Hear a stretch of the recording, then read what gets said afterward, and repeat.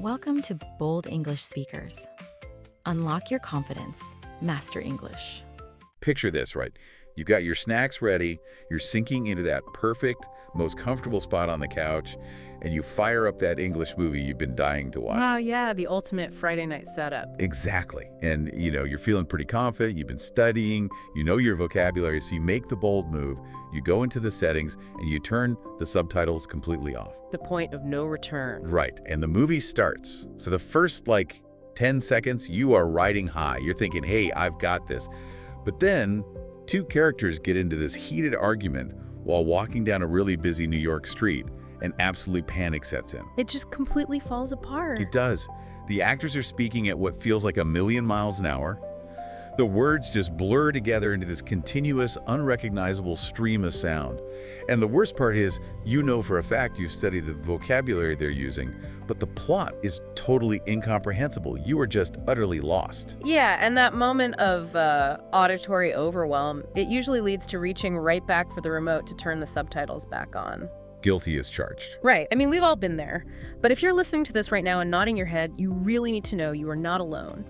Millions of people experience this exact frustration. So common. It is. But what we need to establish right out of the gate is that understanding English movies without subtitles, it's not some, magical innate talent that's exclusively reserved for native speakers. It feels like magic sometimes, though.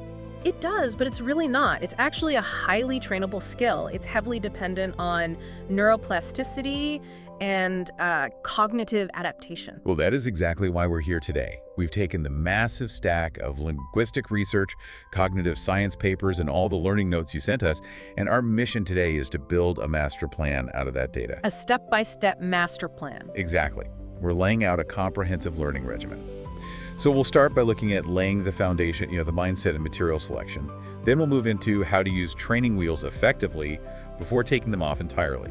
Which is such a crucial phase. You can't skip the training wheels. No, you really can't. Yeah. And from there, we're going to dive deep into the actual physics and mechanics of real-world speech. Then we'll explore how to act as a contextual detective using visual cues. I love that concept. You too. And finally, we'll look at building cognitive endurance.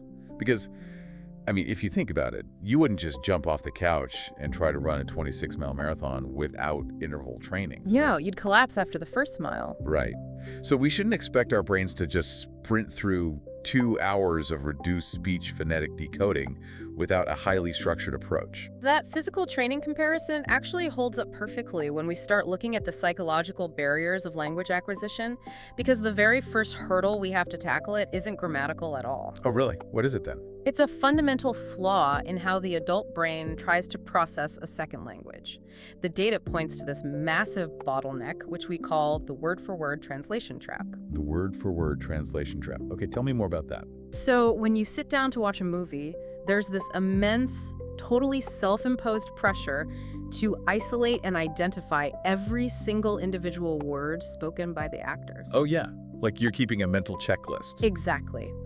But human cognition, specifically your working memory, it simply cannot handle that specific type of strain at the speed of natural, fluid conversation.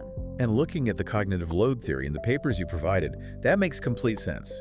Because the moment you miss one word, maybe it was mumbled or, maybe it was just a slang term, your brain just halts. It completely freezes up. Right, it gets stuck in this localized processing loop. It's frantically trying to analyze and translate that one missing piece. You're sitting there running a mental dictionary search to figure out if the actor said boat or bought.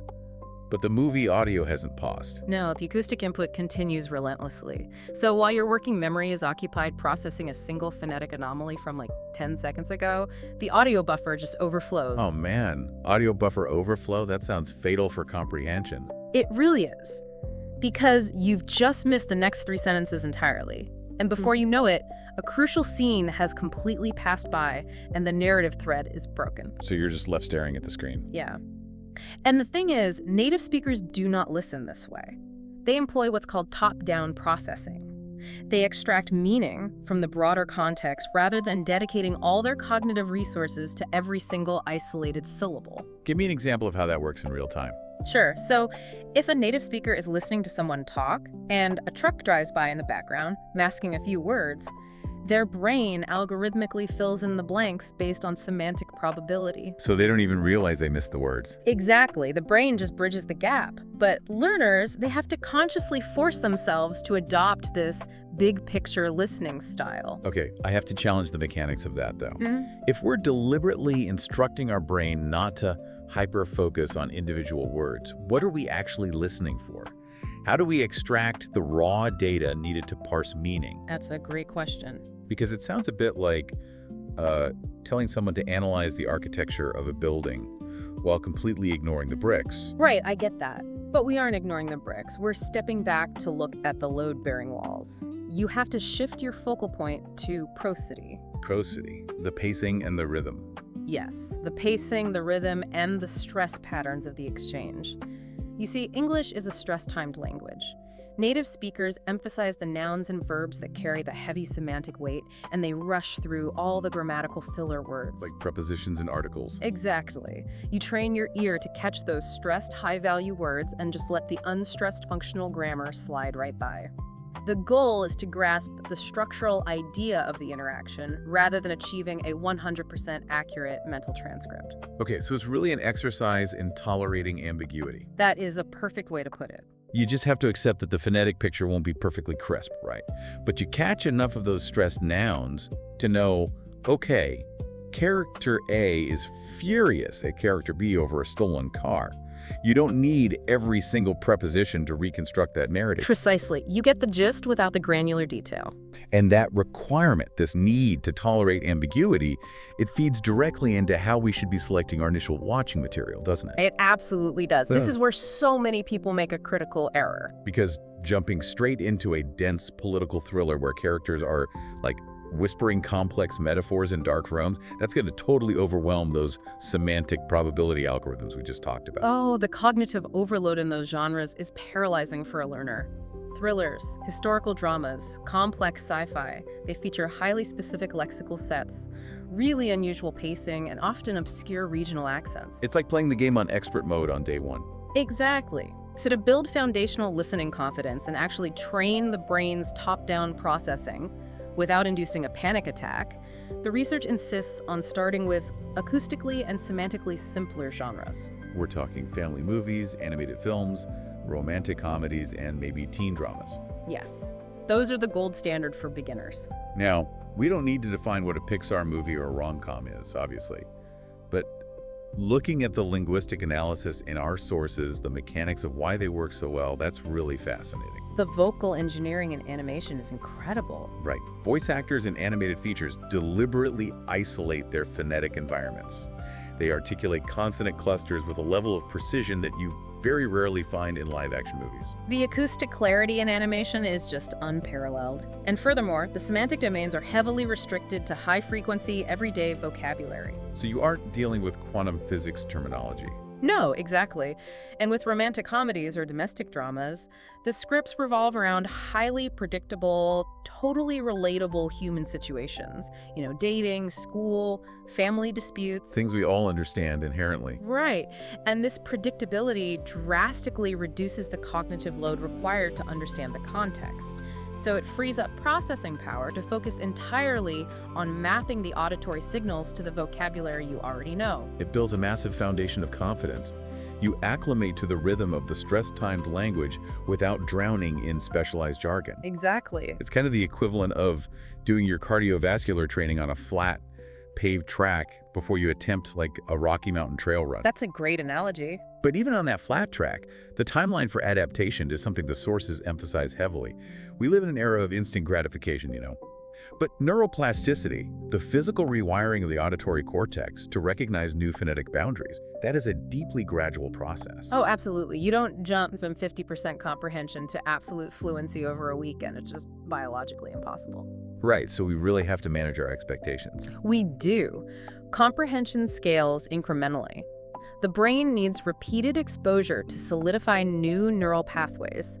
It is a physical, biological process that demands consistency over intensity. So binge watching isn't the answer. No? Watching 10 minutes a day for a month yields far superior neuroplastic adaptation than binge watching an entire season in one anxiety-fueled weekend. I think about it a lot, like watching a photograph slowly develop in an old-school darkroom. Oh, I like that. Yeah, because the image doesn't just flash onto the paper with perfect clarity, right? First, you just see these ambiguous, blurry shapes. And over time, the contrast strengthens, and eventually the finer details actually emerge from the shadows. That is exactly how the auditory cortex processes new languages. Right. Listening comprehension operates on that exact same delayed resolution timeline. You have to trust that the auditory image is developing, even if the dialogue sounds super muddy today. You really have to trust the process. But let's look at the structured methods in our notes for actually interacting with this material. Because, you don't just stare at the darkroom paper and hope for the best. You have to actually apply the chemicals. Right, you need active engagement. Exactly. We need training wheels before we take the subtitles away completely. And the gradual subtitle weaning method is a cornerstone of this structured approach. There's this pervasive misconception out there that utilizing subtitles is detrimental to listening comprehension, like it's a sort of academic cheating. I've definitely felt guilty using them. Most people do. But the nuance here is crucial. Native language subtitles are undeniably detrimental, yes. But English subtitles, they are an incredibly powerful scaffolding tool. Okay, let's explore that cognitive conflict of native language subtitles first. If you have, say, Spanish or Japanese text at the bottom of the screen while you're listening to English audio, your brain simply takes the path of least resistance, right? Exactly. Visual processing absolutely dominates auditory processing in humans. So you end up just reading in your native language, effectively turning the English dialogue into background noise. You're actually reinforcing the translation loop rather than breaking it. Right, so you're experiencing what's called a dual-channel processing conflict. Your eyes and your ears are fighting over completely different linguistic codes. But by switching strictly to English subtitles, you align the visual and auditory inputs. They start working together. Yes, you are actively syncing orthographic memory, which is the written word you know from textbook study, with the acoustic reality of the spoken word. This is such a light bulb moment. Because you might know the word comfortable perfectly well on paper. You can spell it, you know what it means. But when a movie character compresses it into comfortable, your acoustic model fails to recognize it. It just doesn't compute. Right. But seeing the text while hearing that compressed audio, it forces the brain to build a new neurological bridge between the two. And the specific weaning process detailed in the research takes this a step further. It involves watching a movie, or maybe just a specific episode of a show, entirely with English subtitles first. Just to map the narrative and the character dynamics. Exactly. You get the plot down. Then you watch that exact same piece of media a second time, with the subtitle completely turned off. Watch the whole thing twice. Well, the brilliance of that two-pass system lies in the deliberate manipulation of cognitive load. During that second viewing, your brain is no longer expending all this massive energy trying to decipher the plot, track character motives, or anticipate the ending. Because you already know what happens. Right. That massive reduction in contextual processing frees up near total cognitive bandwidth. Your listening comprehension actually spikes dramatically because your auditory cortex is liberated to focus purely on decoding the phonetic stream. That makes a ton of sense. And the sources take this concept of repeated exposure even further with what they call targeted micro-repetition. We aren't just talking about rewatching a whole 2-hour film. No, that would take forever. Right. The data suggests that watching a single 3-minute scene 3 or 4 times in a row creates far denser neural mapping than watching an entire movie once. The layering effect of micro-repetition is profound. The first pass through a short scene is purely semantic. You're just trying to catch the gist of the interaction. Just figuring out who is mad at who. Right. But by the second pass, your auditory cortex starts identifying specific vocabulary and grammatical structures that were completely masked by the action on the first viewing. And the third pass. By the third pass, your brain is no longer struggling with meaning at all. It begins to analyze the prosody, the intonation, and those subtle phonetic reductions. Each iteration peels back a layer of complexity. So it's transferring the acoustic patterns from short-term working memory into long-term storage. Exactly. It really mirrors the process of analyzing a complex orchestral piece. Like first, you just hear the overarching melody. On the second listen, maybe you isolate the bass line. By the third, your ear can finally pick out the faint percussion in the background. That's a beautiful way to visualize it. But the notes also highlight a technique that moves beyond just listening to these layers. They introduce this concept of active shadowing. And this shifts the learner from passive reception to active motor engagement. Shadowing is a game changer. It sounds intense. By immediately echoing the actor's dialogue out loud, matching their exact intonation and stress, it seems like we're hacking the brain's translation loop. You absolutely are. You're engaging the motor theory of speech perception. Okay, what is the motor theory of speech perception? So this theory posits that we perceive spoken language not just by analyzing the acoustic signal coming into our ears, but by subconsciously mapping that signal onto the motor commands our own vocal tract would use to produce it. Wait, really? So we're kind of silently mouthing the words in our heads when we listen? Essentially, yes. So when you shadow an actor, when you mimic their shout, their whisper, their specific cadence, you are forcefully adapting your jaw, your tongue, and your vocal cords to the physical demands of English phonetics. You're building literal muscle memory for English sounds. Yes. While simultaneously feeding that acoustic data back into your own ear, it forces you out of the phonetic habits of your native language. Okay, but here's the rub. All this preparation, the beginner movies, the orthographic mapping with English subtitles, the micro-repetition, the motor engagement of shadowing it all collides with a pretty harsh reality when we look at the mechanics of real-world, unscripted-sounding speech. The reality check. Yeah, because textbook English and movie English are practically two different dialects. I mean, the acoustic disparity there is just massive. And it's the primary source of the panic we discussed earlier on the couch. Right. Learners spend years in a classroom mastering the articulation of distinct, isolated words. What are you doing? But then they encounter a film where the actor effortlessly produces what I doing, and the cognitive model just shatters. The research dives really deep into this phenomenon of connected speech, focusing on things like elision, assimilation, and reduction, because it's not necessarily that native speakers are talking faster, even though it totally feels that way. It feels incredibly fast. Right, but it's actually that the physical sound waves are entirely different. Because English is stress-timed, speakers compress the unstressed syllables just to maintain a steady rhythm. The T in what transforms into an alveolar flap, sounding like a soft D. The word R is reduced to a schwa, and U morphs into ya. And we see this constantly with consonant clusters. A phrase like, I should have done it, routinely collapses into I should have done it, or even further down to just should have done it. Just erasing entire words. Exactly. If we look at a spectrogram of that audio, the distinct acoustic signature for the word have simply does not exist. The formants have completely merged. So if the learner's brain is rigidly scanning the auditory input for the explicit sound of have, it will fail, because the physical sound wave has literally been erased. It's searching for data that isn't there. This is exactly why studying phonetic reduction patterns is absolutely mandatory. Once the brain is explicitly taught that gonna is the acoustic equivalent of going to, or lummy is let me, it stops halting the processing loop to search for missing words. It just recognizes the compressed acoustic block as a valid input. Exactly. And this concept of recognizing larger acoustic blocks brings us to the strategy of chunking or anchoring to common expressions. The data shows that human memory is highly associative, and we don't process natural language word by word anyway. We process it in semantic chunks. Treating phrases as single lexical units drastically accelerates your comprehension. If a character exclaims, "You've got to be kidding me," a fluent listener does not process 6 separate words, assign meaning to each one, and then synthesize them. That would take way too long. Right. They recognize one unified emotional acoustic block that signifies disbelief. It is the auditory equivalent of facial recognition. Oh, I love that comparison. Think about it. Yeah. When you see a friend, your visual cortex doesn't consciously analyze 2 brown eyes, a specific nose shape, and a jawline before concluding, that is Sarah. Right, you just perceive the entire face simultaneously as a single known entity. Exactly.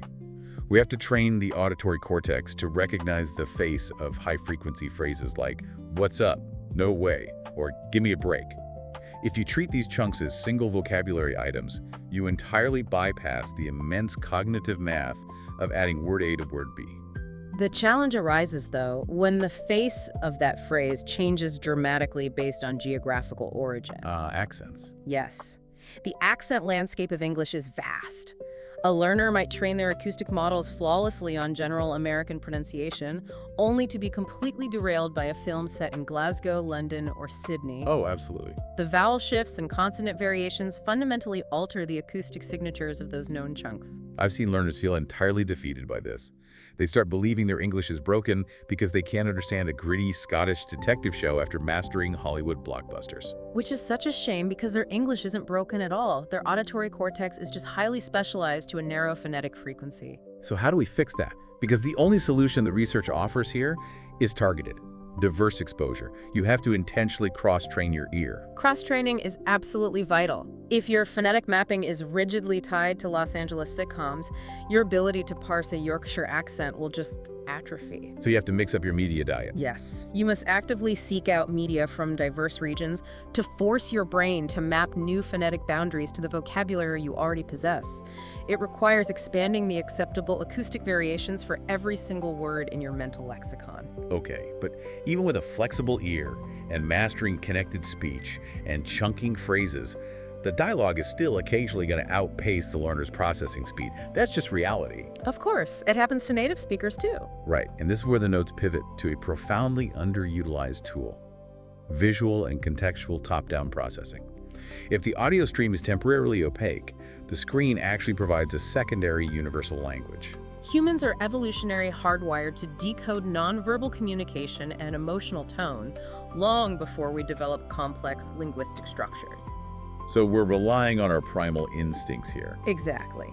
Directors meticulously design visual scenes to convey narrative meaning independently of the dialogue. If an actor is crying heavily while clutching a photograph, the visual data provides the semantic framework. You do not need to parse the complex grammar of their sobbing dialogue to understand that a tragic loss has occurred. No, the visuals do the heavy lifting for the cognitive load. Like if an action hero is sprinting down an alley, constantly checking over their shoulder before diving behind a concrete barrier right as an explosion detonates, the peril is visually absolute. Right, the viewer doesn't need the protagonist to clearly articulate, "I am fleeing an explosive device." That would be hilarious, but no. The situational context provides the meaning, allowing the brain to retroactively guess what the muffled, breathless dialogue might have been. And we can extend this visual decoding to vocal prosody as well. You know, the pitch, melody, and emotional tone of the voice. How so? Well, the acoustic envelope of a sarcastic remark, an angry shout, or a terrified whisper, it carries intrinsic meaning. If two characters are speaking in rapid, hushed whispers while staring anxiously at a locked door, the emotional framework of fear and hiding is firmly established. Ah, I see. The learner's brain uses that framework to narrow down the possible vocabulary that could be spoken in that exact moment. So you essentially become a contextual detective. You observe the whispering, you see the door, you feel the fear, and your brain primes the semantic networks associated with danger, running, hiding, or monster. Yes, and this priming mechanism is exactly what the research highlights as predictive dialogue based on film settings. Predictive dialogue. Right. Skilled listeners don't passively wait for audio to hit their ears. They use the setting to actively predict the lexical sets about to be deployed. It's entirely about semantic priming. If a scene opens with two characters sitting at a restaurant table with white tablecloths and a waiter approaches, your brain should instantly retrieve its restaurant vocabulary network. Instantly. Before the waiter even opens their mouth, your cognitive architecture is primed for words like menu, order, appetizers, specials, or drinks. So when the waiter rapid fires a highly reduced phrase like, "Can I get you started with some drinks?" Your brain isn't frantically searching its entire English database for the acoustic match to drinks. No, because the word was already sitting right at the top of the processing queue, waiting to be activated. That is so cool. It shifts the listener from a defensive posture, like you're dodging phonetic dodgeballs, into an offensive prepared stance. Exactly. You're anticipating the language rather than reacting to it. And we can actually scale this predictive power from a single scene to an entire movie by mastering genre-specific vocabulary. Genre acts as a macro-level semantic prime. Transitioning from a romantic comedy to a dense medical drama requires a complete shift in lexical expectations. Oh, totally. A medical drama operates on highly specialized jargon: scalpel, intubate, blood pressure, hemorrhage, whereas a legal thriller relies on perpetrator, warrant, affidavit, testimony. Right. And the strategic play here is to preemptively study the high-frequency lexical sets of your preferred genre before you ever hit play. Preloading the vocabulary. Yes. If you spend a week reviewing courtroom vocabulary, you create a cognitive cheat code. When you finally watch the legal thriller, your brain easily identifies the heavy, complex jargon. And it realizes that the rest of the high-speed dialogue is simply basic grammar, acting as connective tissue between those known terms. Exactly.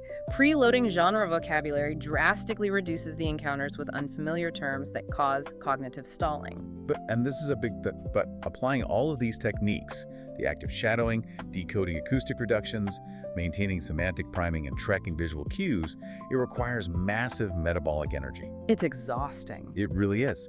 Which brings us to the biological reality of listening fatigue.